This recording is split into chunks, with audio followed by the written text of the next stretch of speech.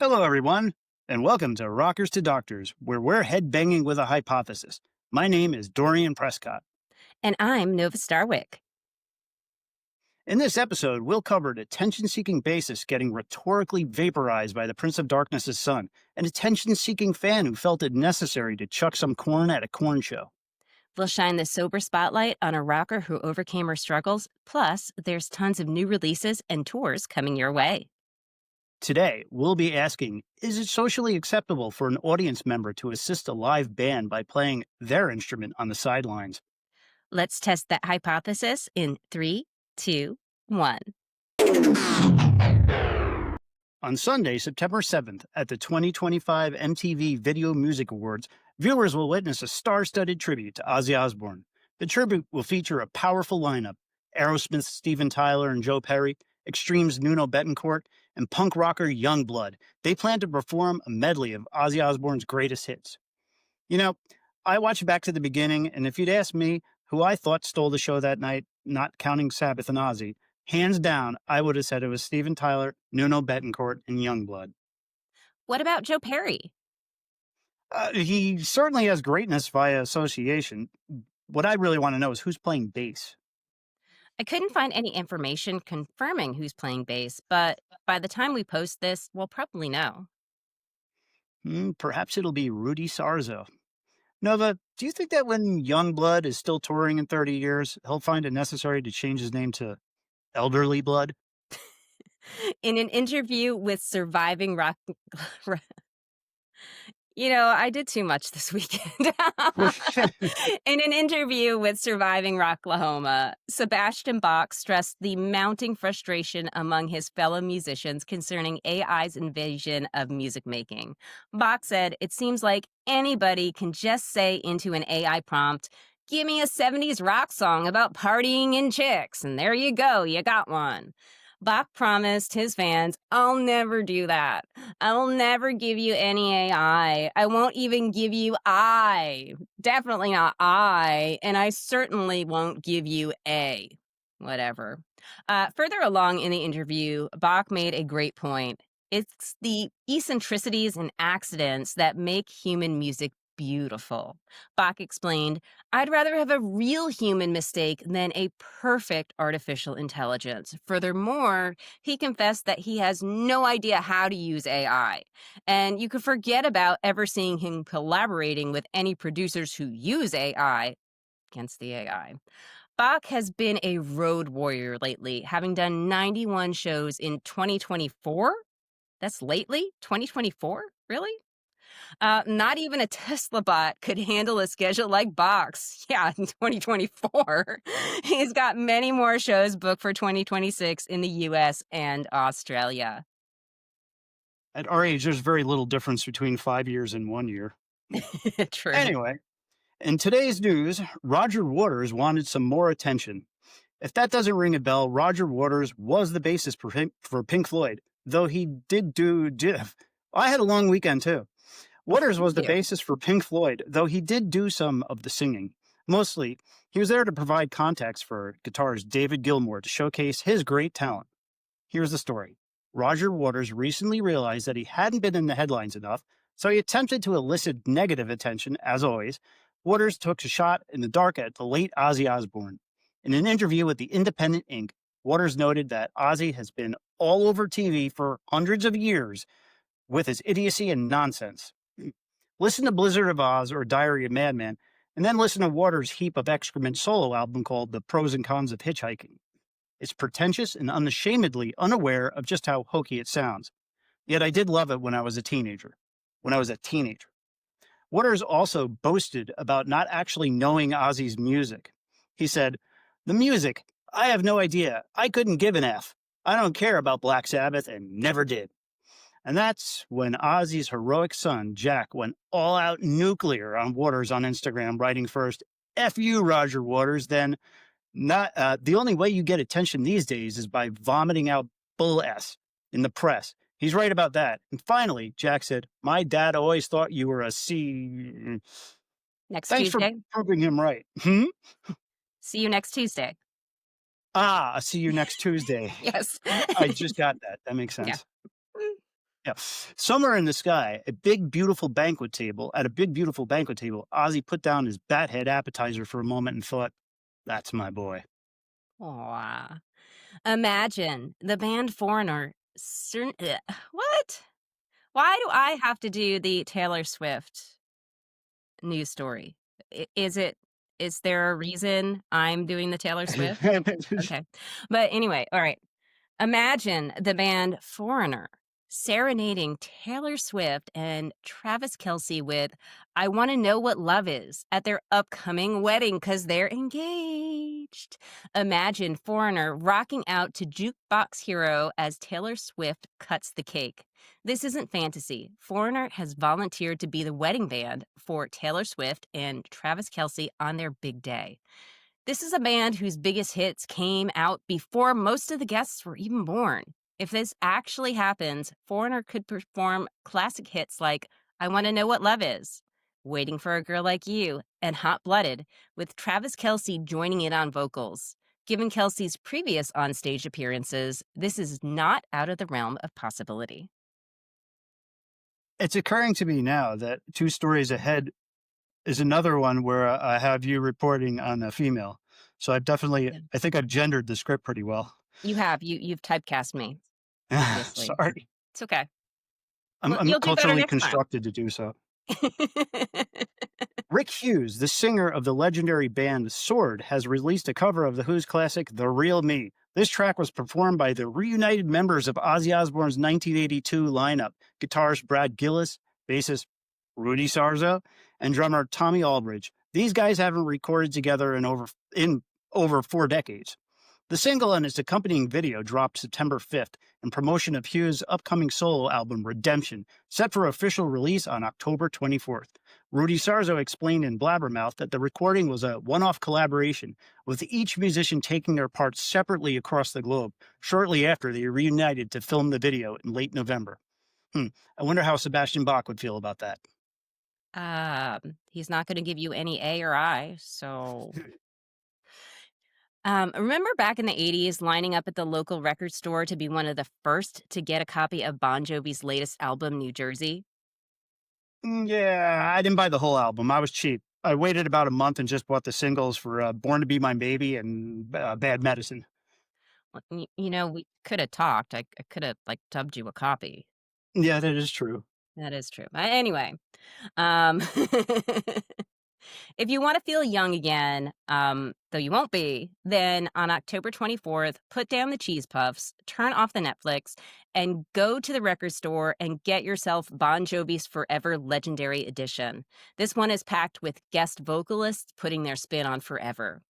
Okay, so not technically a new Bon Jovi album, but if you're a Bon Jovi hardcore fan like me, it's your duty. So if you're from New Jersey and you have mob connections, it is also your duty. So featured vocalists include Jelly Roll, Robbie Williams, Joe Elliott, Avril Lavigne, Bruce Springsteen, and more.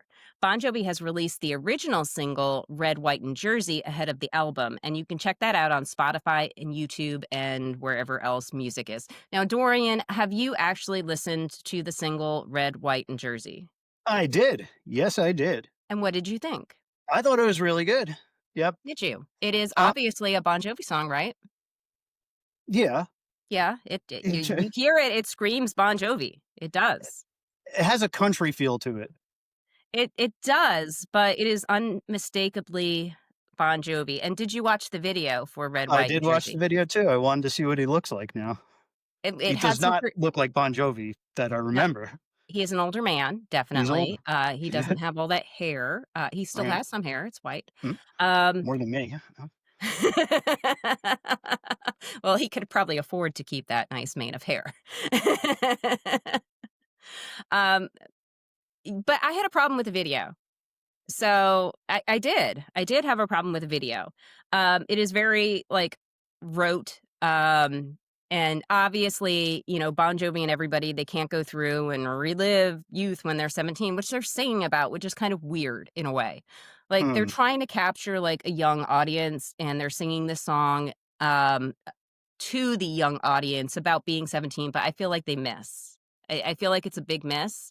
And I also feel with the video that they've got these pretty young people and they're doing young people stuff without phones, which is weird also. Wow. You have young people and they're not looking at their phones at all doing young people stuff, supposedly. And then it cuts through to the band and they're up there and they're playing like they're at a bar or something. Those pretty people aren't even watching the band. So it's just a really odd juxtaposition of what's going on. So I feel it would have been better if maybe they followed the story of those young people. So they're talking about when they're young. And as the video's going on, maybe you see those young people getting older, kind of Oh, following the band to the path where they're older. So that was my problem with it. It is definitely Bon Jovi, though. wow. Why are you even here right now and not in like the marketing team of some huge record company? That was good analysis. Because they don't want to hear my opinion.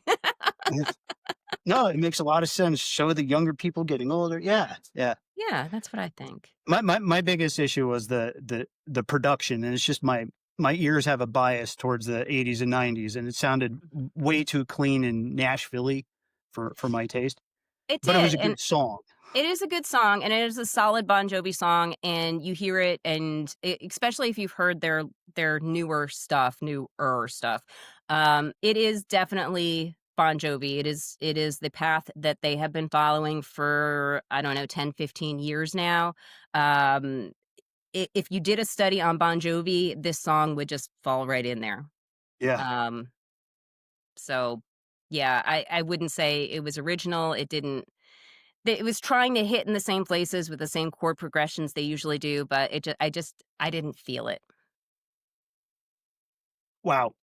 Mhm. And we're still recording, and if you all heard that, now you know who the Bon Jovi expert is in this group here. That is me. And Yep. anyway, we are going to take a tiny break and get back to you and talk about who is on the Monsters of Rock cruise. If you're planning on going to the Monsters of Rock 2026 cruise, I'm not because I don't have the money to go to it. I You'll wanna be go. more than satisfied by the roster of bands. There are many, including Black Label Society, Queensryche, Stryper, Slaughter, Steve Adler, Great White, Lita Ford, Quiet Riot, Faster Pussycat, Vixen, Dangerous Toys, Black and Blue, Tough, and others. The cruise will be sailing from Miami on April 12th through the 17th, and they'll be visiting Puerto Plata. I don't even know if I got close to pronouncing that right, in the Dominican Republic, and the Great Stirrup Cay, whatever that is. It's a little island. It's probably owned by the cruise line. They do that. Oh, hmm. Yeah. So when you go on your cruise, you'll stop at regular places, but then cruises will stop at their little personal islands. It makes them more money. Personal islands. Mhm. Okay. You should get on more cruises. We probably need to work on this one. Yeah, Not it would be maybe good to not go to for coming up, but maybe the following one. the 2027 Monsters of Rock. We're there. Yeah. Yeah. We're gonna do it. We're gonna save up all our pennies and we're gonna do it.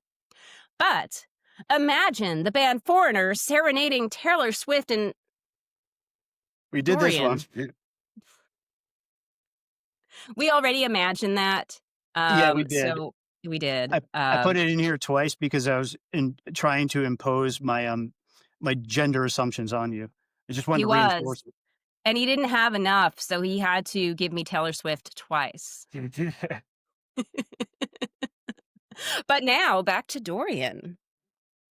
Had rockers to doctors existed in the 1980s, we'd be reporting to you on all sorts of rock star related chaos because back then it was about the cocaine, alcohol, strippers, fast cars, and bad attitude. Not a Sounds like week went Dragon by. Con where I was Hmm? last weekend. It sounds like Dragon Con where I was last weekend. Ah, yeah, it sounds like a Mhm. writers' conference. Yep. Mm. Not a week Anyway, went by without a headline about Axl's beef with Vince Neil or Ozzy's wild public intoxication episodes, Motley Crue injecting alcohol directly into their veins while snorting ants off the ground. They did that. Or Axl pushing a grand piano off a cliff. Because why not? the days of glamorizing that party all night paradigm are long behind us because many of the musicians who were affected by addiction back in the day have eventually found sobriety. Not all of them, but many. Nita Strauss, best known as the guitarist for Alice Cooper and former member of the Iron Maidens, is celebrating a sober milestone: 10 years of sobriety. In a humble and honest Instagram post, Strauss shined the spotlight on her journey, expressing her gratitude. She noted the challenges of living a sober life on the road and credited her husband and manager for decades long support. We'll try to keep you informed on rockstar sobriety milestones, slips and relapses, and rehab graduations because there's probably not a whole lot of sex and drugs on the 80s hairband state fair concert ticket. A few weeks ago, we covered how a wild degenerate stole flowers from Ozzy's memorial. This week, we saw a whole new level of degeneracy. On August 27th, at MetLife Stadium in East Rutherford, New Jersey, Korn and System of a Down rocked out to an audience that had more mob connections than a Soprano Godfather mashup. Unfortunately, there is one man who didn't quite fit the mold. During Korn's set, specifically during the performances of Blind, Twist, and Here to Stay, this ill-mannered misfit in the crowd thought it high time to do his own little solo performance from the sidelines. He brought along with him his own instrument. We'll call it a Fender skintar. Note to the offender: MetLife Stadium is not your bedroom.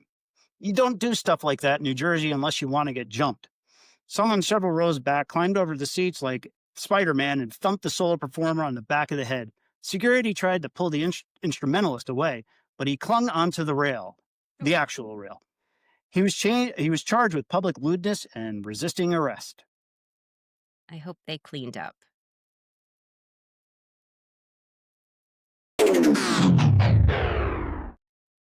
And now it's time for new releases and new tours. Helloween has released a musical video for A Little Is a Little Too Much, which is off their new album, Giants and Monsters.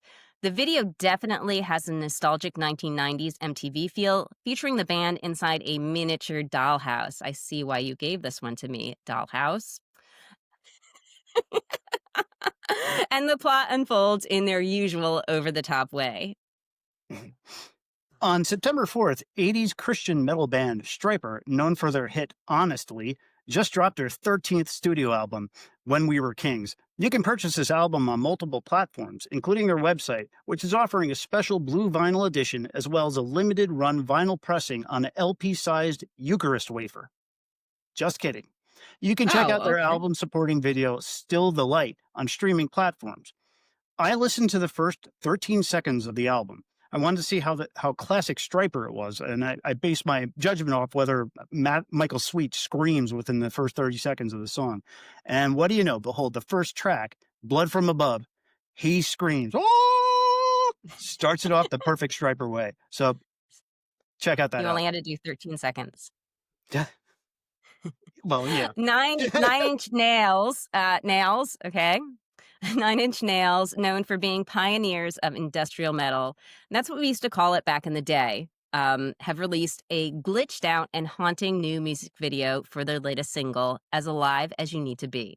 This is their first release in 5 years. The track is a single from the Tron Ares soundtrack, and the soundtrack is actually a full-length 9 Inch Nails album, which is pretty cool. It's set to drop on September 19th, while the movie hits theaters October 10th. A bunch of months ago, I saw Dream Theater.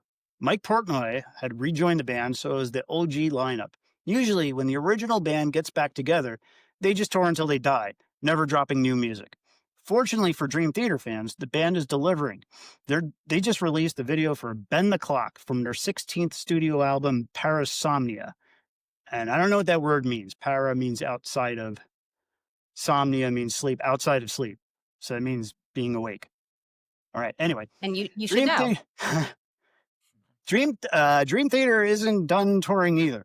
An Evening with Dream Theater U.S. tour begins on September 5th in Reading, Pennsylvania. The tour will spotlight Parasomnia in full and also feature the epic A Change of Seasons album, played in its entirety for its first time since Mike Portnoy rejoined the band a long time ago in 2023.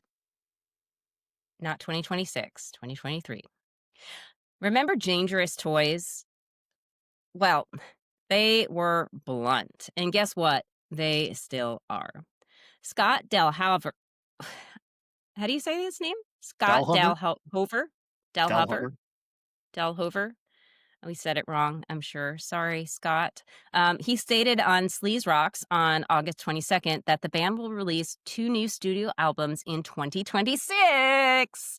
This is big news for fans who have waited since 1995 for a new studio album. That is 30 years. That's a seriously long hiatus. So keep your eyes out for that first release coming between January and March of 2026. 40 years ago this week, Motley Crue peaked out at number 16 on the Billboard charts with Smoking in the Boys' Room. I was terrified of that band. I was 9 years old. Oof, they scared me. I Lay guess It you Down weren't by smoking Rat. in the boys' room at that point? Hmm? I guess you weren't smoking in the boys' room at that point when you were 9? Not 9. That started at 15, so it wasn't too much later. Okay. Or 14. I started smoking at 14, and I quit, just so you all know, a long time ago. And then you were smoking in the boys' room. And then, yes. Yeah. Also competing with Motley Crue was Rat. Their song Lay It Down plummeted from its peak at 40 down to number 76. Oh, bye-bye, Rat. That same week of that same year, Twisted Sister's Dee Snider continued testimony at the Parents Music Resource Center Senate hearings on rock censorship. Last week, in 1987, Bon Jovi headlined the 8th Monsters of Rock Festival at Castle Donington in the UK. Bon Jovi shared the stage with Dio, Metallica, Anthrax, Wasp, Cinderella, Bruce Dickinson, and Paul Stanley. Was Rudy Sarzo there? You know, that is a good question. I am willing to bet, who was he with in 1987? He was with Whitesnake. So if Whitesnake played at that, I didn't list all the bands, then he was probably at that show. So maybe. Okay. All right. Also, this week in 1988, Metallica released the album And Justice for All. Their haunting video for the track One brought them to the spotlight, and soon they'd be a household name. So that's going to do it. Full links are in the show notes. Find us on TikTok, Instagram, and YouTube, and leave us a review to let us know if we're hitting the right notes or if we're off key. We probably won't listen to your advice because we're going to change the format of this. Yes. So next time we do this, it's going to be completely different and kind of the same. Anyway, stay loud, stay curious, headbanging with a hypothesis.